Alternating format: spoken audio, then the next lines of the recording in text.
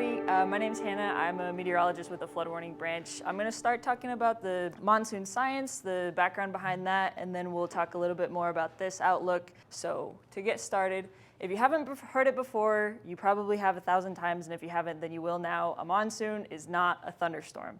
Monsoon is a seasonal wind shift. It affects patterns all around the world. One here in the desert Southwest, also, in the Sahara, South Asia, North Australia, all over the world. How it works, what's really important about a monsoon is the landmass and the proximity to a body of water. So if you look over here on this picture to the left, you have this landmass, water. When it gets this time of year, solar radiation increases, and the land heats up faster than the water. What that does is that expands the air near the surface, and that air is able to rise. When that mass moves upwards, you create a sort of a vacuum. So when you have a low pressure closer to the land, high pressure generally over the bodies of water, air wants to move from high to low pressure. What that does is it brings air into our region, and it brings this moisture with us from the Eastern Pacific, Gulf of California, Gulf of Mexico, etc. Air mass is moving upwards, that creates a high pressure aloft, and you get a full circulation all the way around. You can see it in that image there. And then just to show low pressure at the surface, that high pressure sets up usually about at the halfway point in the atmosphere.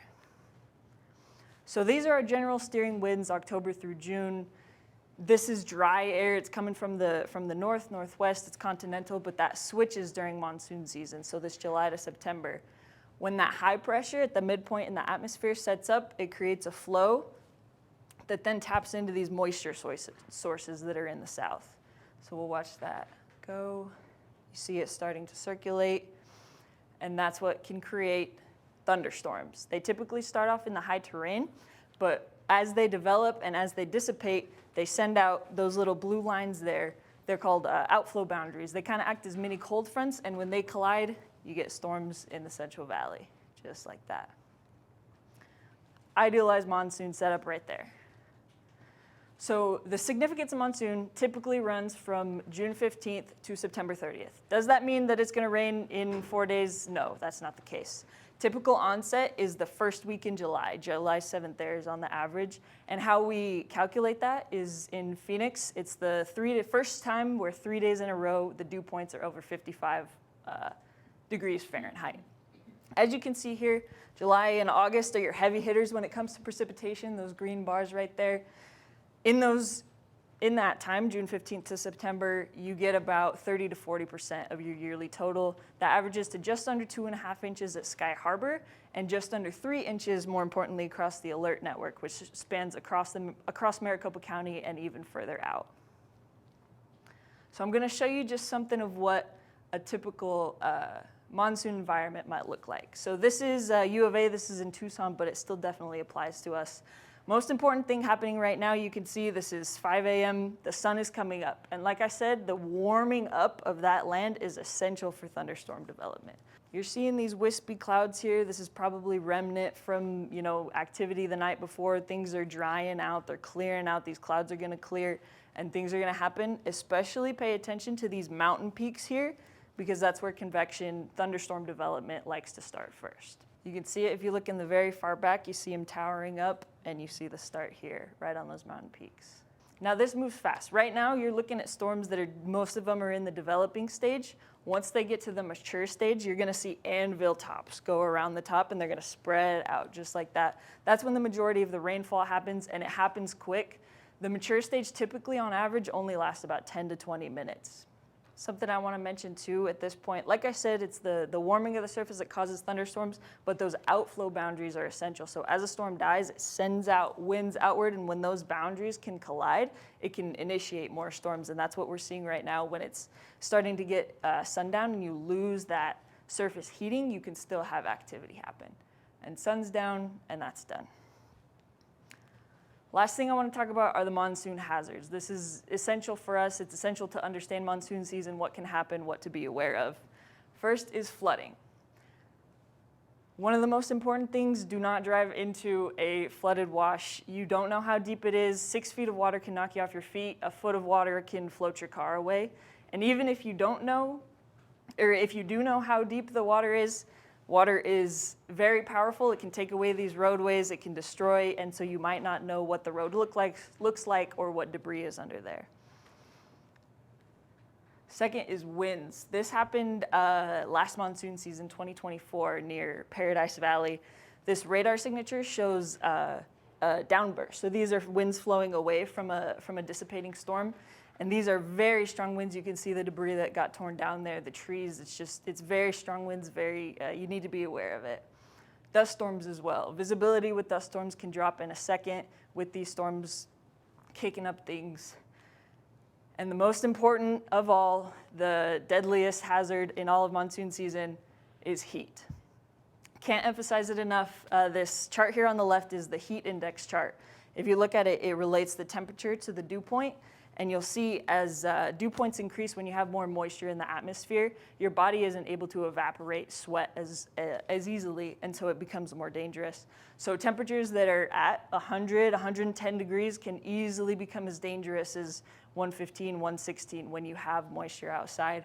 And this heat index is assuming you're in the shade, so you can add another 10 degrees to that if you're regularly in the sunshine. So know the signs of heat illness, be aware of that. I'm going to pass it over to Johnny now for him to talk about Monsoon Outlook. So there's been a lot of excitement and buzz about the upcoming monsoon. So we know the last 2 years have been kind of a dud. So coming off 21 and 22, very wet years.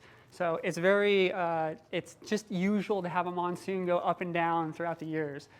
But this year, we actually are a little bit more excited. So Climate Prediction Center, just get this right out of the gate, from NOAA has actually issued their own forecast back in May, suggesting a wetter and warmer monsoon season coming up here. So we are excited about that. And there are signs of why that is the case here.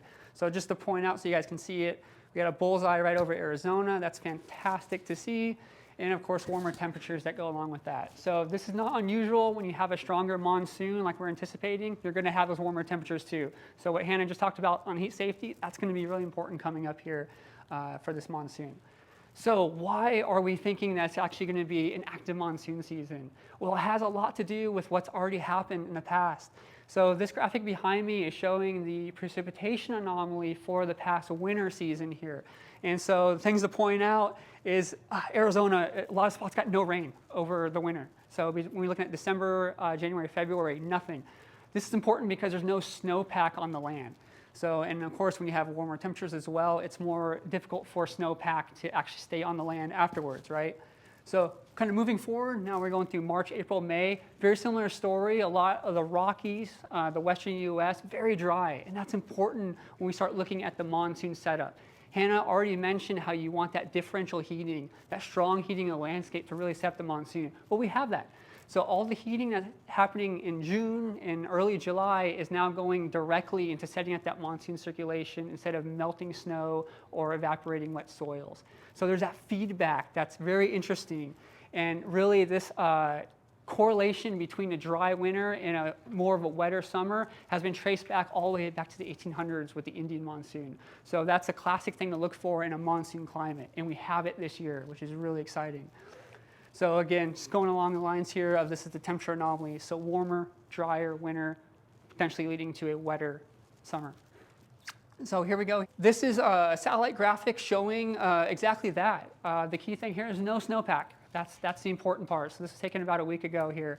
And so what we want to see in this idealized setup is this monsoon circulation tapping into all those moisture sources. So the Gulf of Mexico, Gulf of California, and this third arrow here is also important. When we start seeing thunderstorms blow up over northern Mexico, evapotranspiration also gets kicked in here. So we're tapping into all those moisture sources. That's the key here. So when we look at across the entire monsoon, if you guys haven't seen this already, this is kind of what we expect on any given year. So this is the last 25 years specifically, and we can see this up, down, and average precipitation across our alert network. So we have over 360 gauges. So it's not just Sky Harbor. This is actually looking at the average over the entire network, which covers about 10,000 square miles.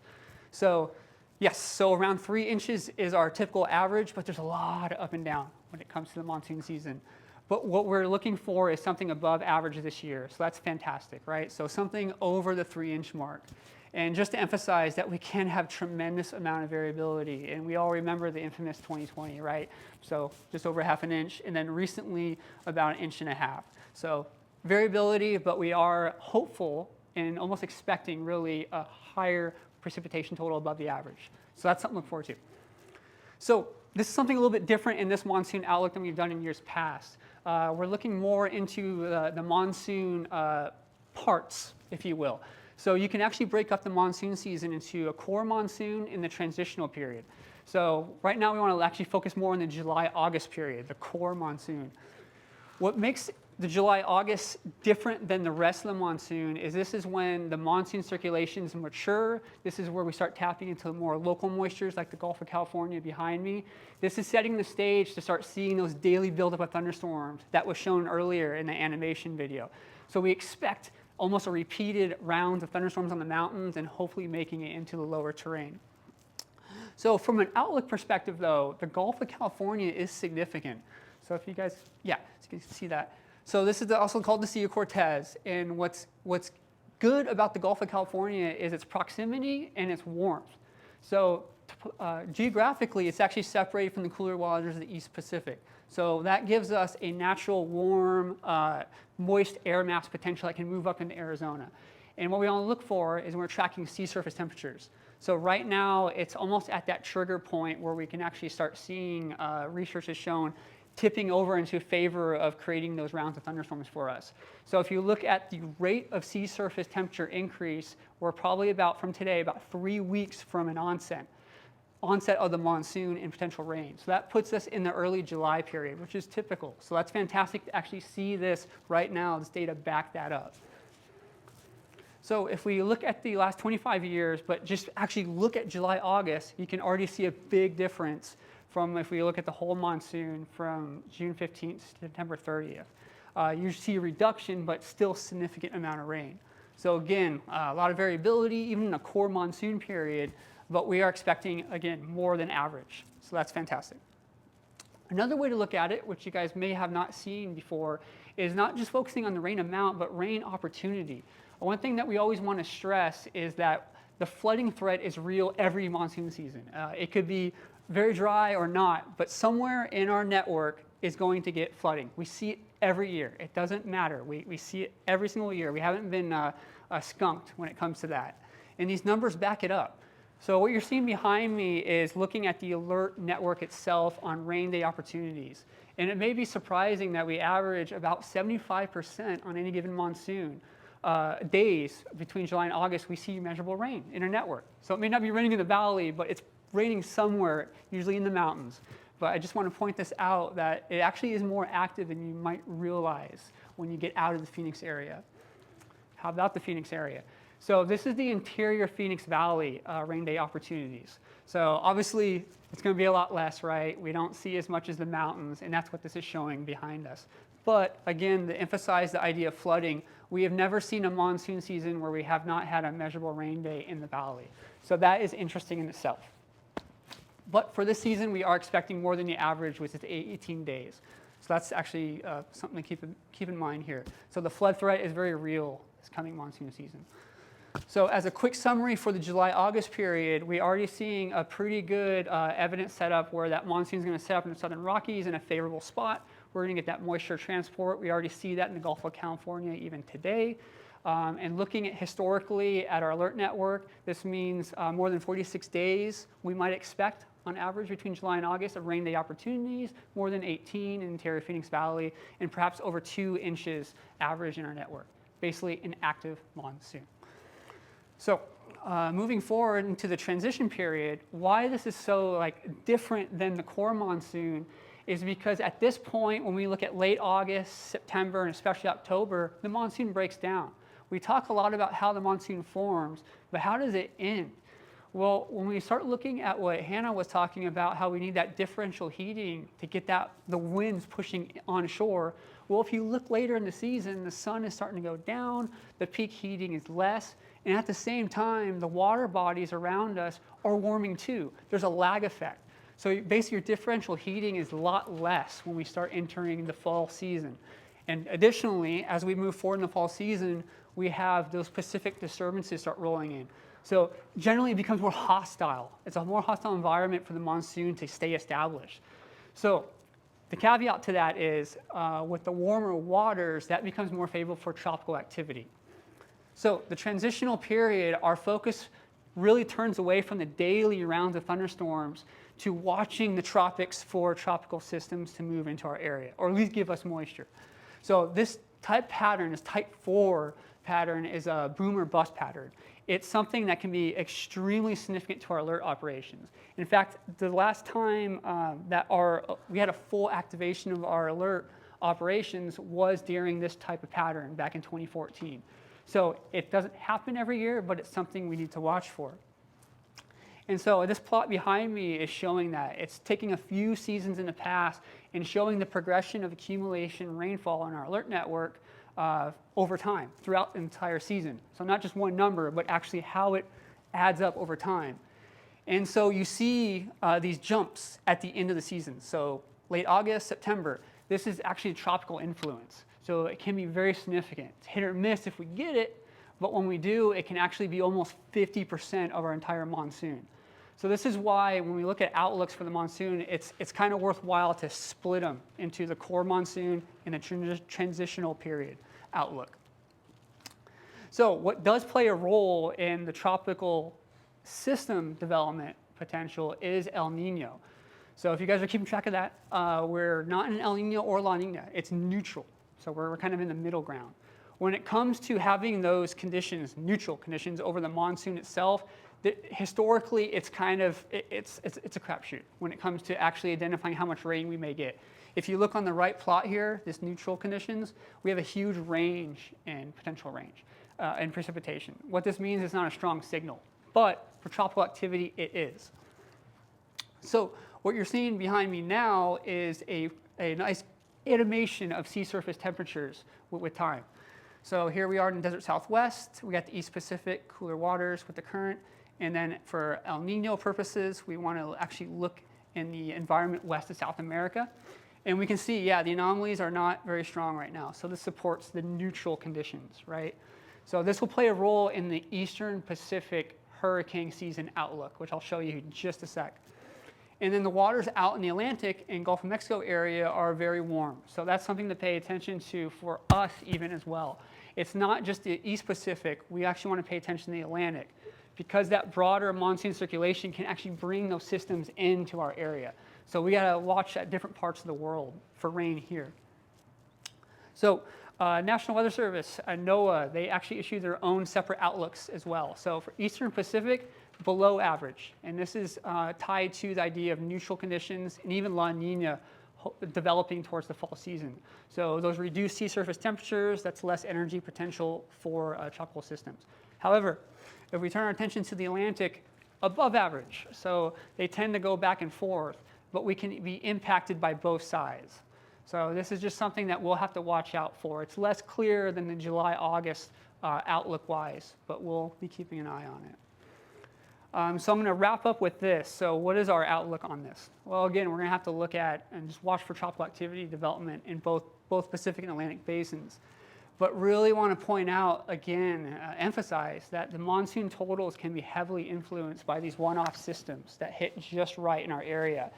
So 2014 was a great example when we had our last full activation, our last time we did, so that's over 11 years ago.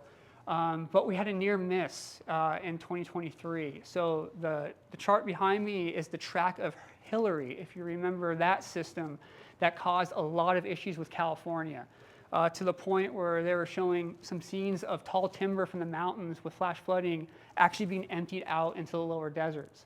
That was within a few hundred miles of hitting Arizona. It was very uncertain at the time if it could have actually entered Arizona, very close. But that's something we'll have to watch for. So that kind of wraps up the outlook. In summary, we're looking for a more active monsoon than we had the last 2 years. And so that's going to keep us on our toes. The flood threat happens regardless, whether it's dry or wet. So we'll be looking for that. And for more information about the monsoon and keeping track of the active weather, be sure to check out maricopa.gov/monsoon.